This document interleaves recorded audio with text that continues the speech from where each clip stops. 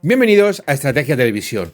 En el vídeo de hoy vamos a aprender muchísimas cosas, vais a poder conocer muchísimos datos sobre todo el proceso de fabricación, de entrada en servicio, de entrega de aviones de combate y además vais a poder haceros una idea global. Cuando terminéis de ver el vídeo os prometo que vais a tener muchísimos más conocimientos y muchísima más cultura de todo lo que es el proceso de fabricación y entrega de aviones, no solamente de hoy en día. Señores, sabéis que hace poquito se ha hablado de que Airbus, digamos, va a pisar el acelerador para entregar los Eurofighter a España. Bueno, ni siquiera voy a perder tiempo en comentar noticias porque son noticias bastante manidas y bastante pueriles y son noticias que hacen bajar el nivel del canal. Pero sí que voy a hablar de todo el proceso de entrega de los aviones, de su fabricación y, por supuesto, de la dotación de las fuerzas aéreas. Mirad, señores, voy a empezar dando un dato que no va a dar nadie más y que os va a ayudar muchísimo a entender la situación. Y además es un dato fidedigno. Es un dato que he cogido tirando de histórico de las unidades en servicio en todas las fuerzas aéreas del mundo. De 1980 al 2020 hay 10.000 aviones de combate menos en el mundo. 10.000 aviones de combate menos en el mundo, señores. 10.000 aviones de combate menos en el mundo. Ojo a este dato. Ojo a este dato. Y este dato os va a hacer entender todo lo demás. Hay países que en 1980 tenían más de 100 aviones de combate y hoy no tienen ejército del aire. Directamente. Y tenían más de 100 aviones de combate. Hoy no tienen ejército del aire. Y señores, tened presente una cosa. Tened presente una cosa. Ahora mismo hay más países de lo que había en 1980. Hay bastantes más países de los que había en 1980, empezando por la propia Europa. Y sin embargo hay muchísimos menos aviones de combate. Obviamente si hay más países debería haber más fuerza aérea, en principio, claro, en principio. Luego hay otros muchos componentes. ¿Qué se ha sucedido? ¿Qué ha pasado? Bueno, han pasado fundamentalmente dos cosas que influyen sobre la producción y entrega de los aviones. La primera de ellas es que las aeronaves son infinitamente más complejas de fabricar. La segunda de ellas es que se han reducido enormemente los periodos de entrega. Perdón, se han ampliado enormemente los periodos de entrega porque se han reducido enormemente las peticiones de aviones. Y esto obviamente va en la misma dinámica que hace que se entreguen tan poquitos aviones a las diversas fuerzas aéreas del mundo. Como veis, en España, lo que sois españoles, seguramente que alguna vez habéis escuchado el refrán popular de entre todos las mataron y ella sola se murió. Pues aquí con los aviones pasa exactamente lo mismo. Por un lado, señores, tenemos que los aviones son extremadamente más complejos hoy en día que hace 30-40 años. Y diréis, hombre, es lógico, ha avanzado la ciencia, ha avanzado la tecnología, entonces los aviones son más complejos. Sí, es cierto que ha avanzado y como ha avanzado, pues todo lleva un desarrollo mayor, claro está. Pero tendréis que tener presente una cosa, a medida que avanza la ciencia eso no significa que sea más difícil de fabricar. De hecho, a medida que avanza la ciencia, en teoría debe ser mucho más fácil de fabricar. O tengo que irme a hablaros de un tal Henry Ford. ¿Tengo que hablaros de Henry Ford y el proceso de fabricación en serie? ¿Tengo que hablaros de la cadena? No creo que sea necesario, os tomo y os considero personas cultas. Hay ciertas cosas que doy por hecho que ya sabéis. Por lo tanto, el avance de la tecnología precisamente tendría que ir en la otra dinámica, en la capacidad de fabricar más rápido, no fabricar más lento. ¿Qué es lo que sucede con los aviones de hoy en día? Los aviones de hoy en día tienen 396.426 cosas que el piloto casi nunca va a utilizar, por no decir que nunca, pero que hace que eso lleve a un mayor, en primer lugar, costo del avión, y en segundo lugar, tardanza en la fabricación del mismo. Esto obviamente influye, pero también influye que se hayan reducido enormemente el número de pedidos. Claro, tú vas a fabricar un avión de combate, ¿de acuerdo? El que tú quieras. Pensad en el que queráis, me da exactamente igual, si me vale cualquiera, porque hoy en día son todos, no hay excepción. Tú vas a fabricar un avión de combate. ¿Y qué es lo que hace? Tienes que abrir una fábrica, ¿verdad? En esa fábrica es donde vas a realizar el ensamblaje final del avión. Hoy en día, en todos los procesos industriales, digamos que la fábrica donde se produce es casi una fábrica de ensamblaje, porque la producción pues suelen venir de otros sitios, el radar de un lado, el motor de otro. Allí digamos que lo que hace casi lo que es fabricación deberíamos de cambiar la palabra por ensamblaje, que es lo que sucede con todo, con los coches, con todos. En esta realidad tenéis que tener una cosa muy presente. Cuando se realizan pocos pedidos, abrir una fábrica, formar a unos operarios, a unos técnicos, a unos especialistas y tener la fábrica abierta 2 o 3 años es una ruina. No se sostiene. Necesitas tener la fábrica abierta muchos años para poder mantener esos puestos de trabajo, para más o menos poder amortizar la inversión y también desde un punto de vista político, porque abrir una fábrica que vas a cerrar a los 3 años, pues es que ni siquiera la aprovechas en las elecciones, que son 4 años. No es triste, es la realidad, señores, es la realidad. Por eso se fabrican tan pocos aviones, porque esa fábrica necesita estar abierta en el tiempo. Tú no puedes abrir una fábrica, no puedes formar un personal para que acto seguido venga y la vayas a cerrar en 3 años porque ya no se van a producir más aviones. Por eso se prolonga tanto en el tiempo y se mantienen los periodos de entrega tan largos. El Eurofighter se puede producir un Eurofighter al mes, se pueden producir 10 Eurofighter al mes si quiere. Pero claro, tienes que tener un pedido suficiente para estar produciendo 10 Eurofighters al mes sostenido en el tiempo durante una década. 10 Eurofighters al mes son 120 al año, durante una década son 1200 Eurofighters. A ese nivel sí que puedes mantenerlo, pero claro, si tú vas a tener los pedidos inicialmente de tus países, aunque luego otros países han aumentado el pedido, y a eso le sumas 12 avioncitos de Kuwait, no sé cuántos de Qatar, más importante el pedido de Arabia Saudí, ahora te llega este otro y te pide Oman otros pocos, y vas así, a cuentagotas, pues bastante tienes con mantener la fábrica abierta. Porque, señores, formar a un operario para producir aviones es extremadamente costoso, difícil y único. El que está montando aviones en España no podría irse a trabajar a montar aviones en Estados Unidos. No podría. Aunque sea la misma función, no podría, porque el proceso es completamente distinto y el avión es completamente distinto. Obviamente que más conocimientos que yo, por supuesto que iba a tener, y más preparado iba a estar, pero casi a ese tío vas a tener que formarle desde cero. No te vale, y al final, a la hora de formarle, te da lo mismo coger a ese tío que coger a uno de la calle. Esto tenéis que entenderlo. Es enormemente costoso, difícil, complejo, formar al personal. Claro, ¿qué tienes? Inversión en construir una fábrica, inversión en formar a personal, tener que mantener esa fábrica abierta, tener que mantener esos puestos de trabajo operativos. ¿A qué te lleva? A que haya poquitos pedidos y como hay poquitos pedidos, pues obviamente necesitas estirar muchísimo el chicle. Y por eso estás entregando un avión, 2 aviones al mes. Ya os dije, por ejemplo, en un amplio reportaje que hice aquí sobre el Rafale, cuántos Rafales habían entregado, cuántos se podían fabricar, cómo Dassault estaba previendo aumentar la fabricación, y para aumentar la fabricación iban a hacer la locura de producir un avión más al mes. Fijaros, vamos a producir un avión más al mes, que parece un chiste, pero es la realidad aeronáutica, señores, es la realidad aeronáutica. Mirad, os voy a dar una serie de datos para que podáis entender esto, porque la mejor forma de definirlo es el refrán popular que os he puesto: entre todos la mataron y ella sola se murió. Francia en su ejército del aire ha pasado a tener de más de 600 aviones de combate a tener ahora mismo menos de 200 aviones. Y encima los Rafales están entrando con cuentagotas. Además de los más de 600 aviones de combate, ahí había, y esperad que saco la lista: Mirage F1, Mirage 3, Mirage 5, Mirage 2000 y Super Étendard en la Armada. Y ahora quedan los Mirage 2000 que todavía vuelan y el Rafale. Dassault solo tiene una planta para producir aviones de combate, de Rafale, se acabó. Antes producía hasta 5 modelos distintos. Caso de España. El ejército del aire tenía más de 400 aviones de combate, hoy tiene 150. Hoy tiene 150. Por ejemplo, bueno, lo de la Unión Soviética ha sido espectacular. La Unión Soviética ha pasado de tener miles y miles de aviones de combate a tener poco más de 500. Ha sido algo espectacular. Claro está, al final, ¿qué queréis?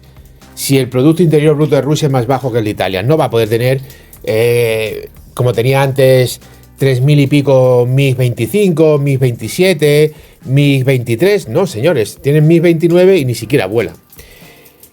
Pero hay muchísimas otras fuerzas aéreas que tenían buen número de aviones de combate y que se han quedado reducidos a nada. Por ejemplo, hemos visto en América, países como Argentina. Argentina tenía una fuerza aérea en Malvinas impresionante, con aviones ultramodernos, como es ese pedazo de cazabombardero Mirage 3 en los años 80, uno de los mejores interceptores del mundo.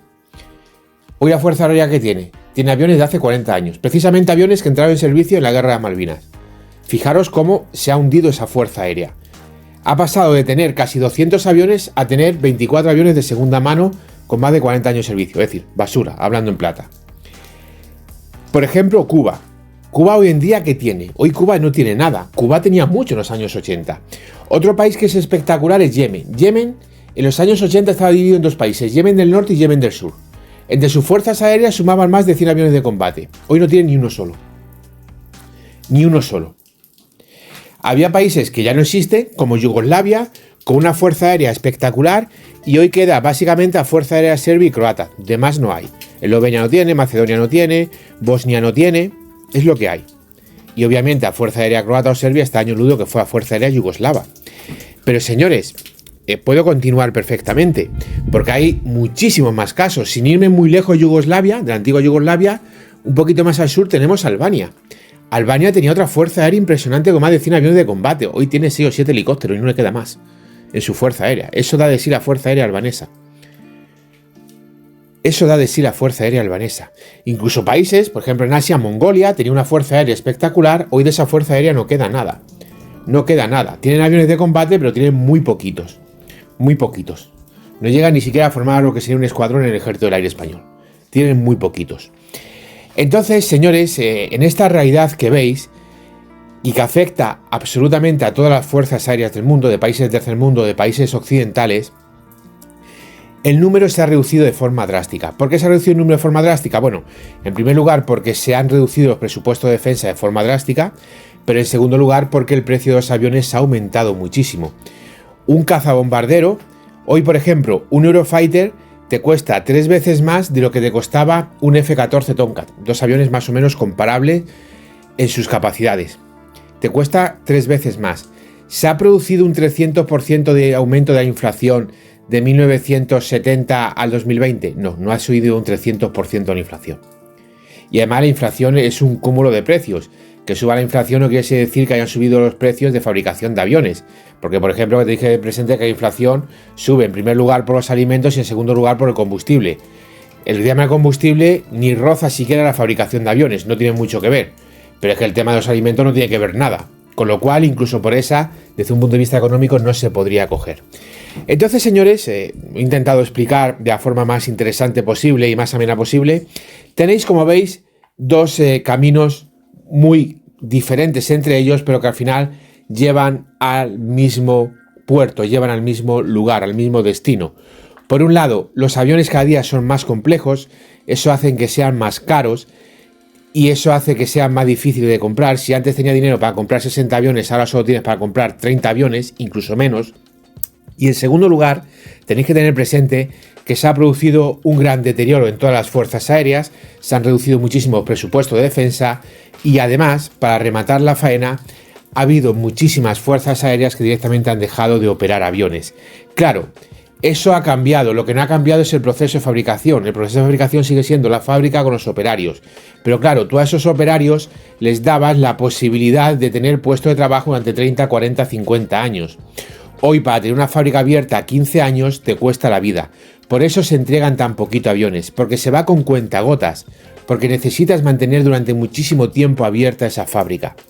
Lo necesitas para más o menos poder amortizar la elección de ese lugar, de esos trabajadores, el componente político, el componente electoral que está ahí, etcétera, etcétera, etcétera.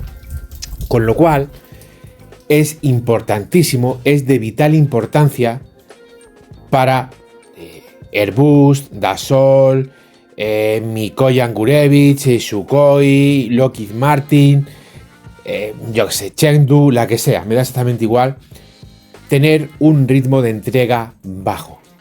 Es una cuestión propia de supervivencia. Si tú hubiese entregado, por ejemplo, 5 Eurofighters al mes, fijaros lo que voy a decir, 5 Eurofighters al mes. Al año hubiesen sido 60 Eurofighters.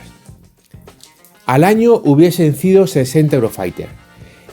En un lustro prácticamente habrías entregado el pedido de Eurofighter de los países productores. En un lustro prácticamente lo habrías entregado. Tendrías el acuerdo de Arabia Saudí, que te daría para mantener la fábrica abierta 1 año y medio más, y el resto de Austria, Kuwait, Omán y demás, que te daría para mantener abierta otro añito más. Es decir, que la fábrica en el 2009-2010 ya habría cerrado. Ahora tienes que abrir la fábrica porque España ha querido comprar nuevos aviones, porque ha cambiado la situación política, o porque Italia ha hecho un nuevo pedido, o porque Alemania ha hecho un nuevo pedido, porque ha cambiado la situación política. No podrías hacerlo. Volver a abrir la fábrica, formar al personal, no te tiene lógica. Ni cuenta económica ni nada. Por eso, señores, como veis, no se podrían haber hecho ninguna de las entregas de Eurofighter, porque ya se habría cerrado la planta y una vez que cierra la planta, volverla a abrir te cuesta un pastizal. Es empezar otra vez de cero por un simple pedido, no te tiene cuenta y nadie lo va a hacer. Lo que haces es alargar los periodos de entrega. Así te aseguras de que la planta va a seguir abierta. Y así te aseguras que la entrega de los Eurofighter, cuando empiezas a hacerla en el 2004, la puedes mantener hasta el 2018, 2020. ¿Por qué? Porque te empieza a llegar el pedido en el 2012, 2014, 2015, que te va aumentando y al final pues resulta que cambia la política, resulta que España hace nuevos pedidos de Eurofighter, porque todos los cuñados de España decían que el Eurofighter era un avión que no valía, que era muy caro, que nadie le iba a querer, que no se iban a producir ventas. Pues mira, ahora estaba comprando todo Dios Eurofighter. Con lo cual, veis que todas las chorradas que se dicen, pues son eso, son chorradas de cuñados que desgraciadamente opinan en tema de defensa, pero que deberían de opinar de cómo limpiar un retrete, que como muchos para los que están capacitados. Esto pasa con Dassault y pasa con todas las demás. Pasan con todas las demás. No es que se entreguen poco aviones, es que si se empiezan a entregar aviones a las bestias, la fábrica no duran abierta y es una ruina para las compañías. Pero también es una ruina para los países, porque España, si se hubiese hecho eso, y si hubiese entregado otros aviones en 3 años, ahora mismo no podríamos comprar Eurofighter. No podríamos comprar Eurofighter. Sin embargo, a este proceso lento, pues ¿qué significa? Que lo vas estirando, ahora viene el Halcón 2, ahora Meloni en agosto de este año, bueno, el año pasado ya, hizo otro pedido de otro escuadrón de Eurofighter, ahora Turquía te va a hacer otro pedido, vas recibiendo pedido y eso te permite ir aumentando, ir manteniendo la fábrica. Con el de Turquía, que van a ser 50 aviones, pues esos 50 aviones que se entregarán poquito a poco, muy probablemente te permitan tener otro lustro más abierta la fábrica. Y durante ese lustro, pues a lo mejor te llega a otro país de Europa y te hace un pedido de Eurofighter, o te llega Arabia Saudí y te hace un segundo pedido, o te aparece en el sureste asiático un nuevo cliente que te permite mantener otros 2 o 3 años. Y así vas tirando. El ejemplo más reciente lo tenéis con el F-15, con el EX. La fábrica se iba a cerrar, Estados Unidos, por diversos motivos, hizo un pedido de 100 unidades y ahora ha aparecido Israel, ha hecho un pedido de 25 y muy probablemente haga otro pedido de 25. De tal forma que eso te permite pues, ir manteniendo la fábrica abierta poco a poco, y una fábrica que en teoría había muerto hace una década, pues como tiene un bajo índice de entrega, la vas manteniendo. Tú mantienes al avión, si lo necesitas por cualquier cosa, puedes empezar a hacer pedidos como un loco. La empresa sigue vendiendo aviones, sigue facturando, sigue más o menos maquillando sus cuentas y al final pues todo ganan. Eso sí, se entregan pocos aviones. Bueno, para el típico fracasado que opina de tema de defensa, pues puede decir, qué poquitos aviones se entregan. Ya, pero es que, hijo mío, eres un fracasado que no sabes hacer la O con un canuto. No tienes conocimiento de nada. Solo eres un pringado de la vida dando opinión, porque desgraciadamente se pueden dar opiniones sin que te partan la boca, que es lo que tendrían que hacer con todos los cuñados de España. Pero la realidad de los hechos, señores, es esa. Y nos tiene mucha cuenta que sea así, porque es la única manera de mantener puestos de trabajo en el tiempo y de mantener una fábrica de aviones abierta en el tiempo, que ante una situación extrema podamos recurrir a ella. Porque si no, se llega, se produce, se vende y a empezar desde cero.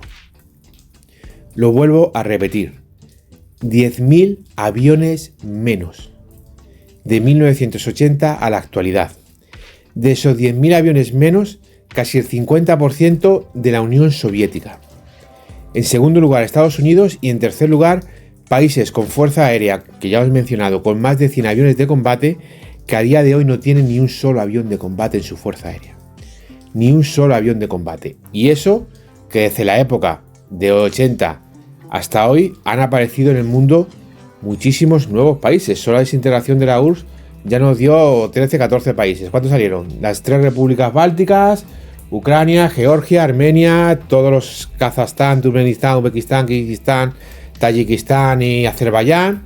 Pues han salido bastantes países. Ucrania, por supuesto, no nos olvidemos de ella. ¿Y cuántos tienen fuerza aérea? Pues la mitad. Porque ni siquiera los países de Asia Central todos tienen fuerza aérea. Kirguistán no tiene aviones de combate. Tayikistán tampoco. Kazajstán tiene unos poquitos, pero muy pocos. Turkmenistán lo mismo y Uzbekistán lo mismo. Y son aviones antiguos soviéticos, la inmensa mayoría de ellos. Algún Sukhoi 30 comprado por ahí ya está. Como veis, señores, aunque han aparecido muchos nuevos países, ni siquiera estos países se han dotado de fuerza aérea por diversos temas, sobre todo el económico. Aviones muy caros y poca capacidad presupuestaria a nivel nacional y menos ganas de invertir en defensa. Todo se junta. Como he dicho, entre todos la mataron y ella sola se murió. Gracias por ver el vídeo, es un honor informaros de la realidad. No dudéis en dejarme vuestras opiniones y nos vemos en el siguiente análisis estratégico.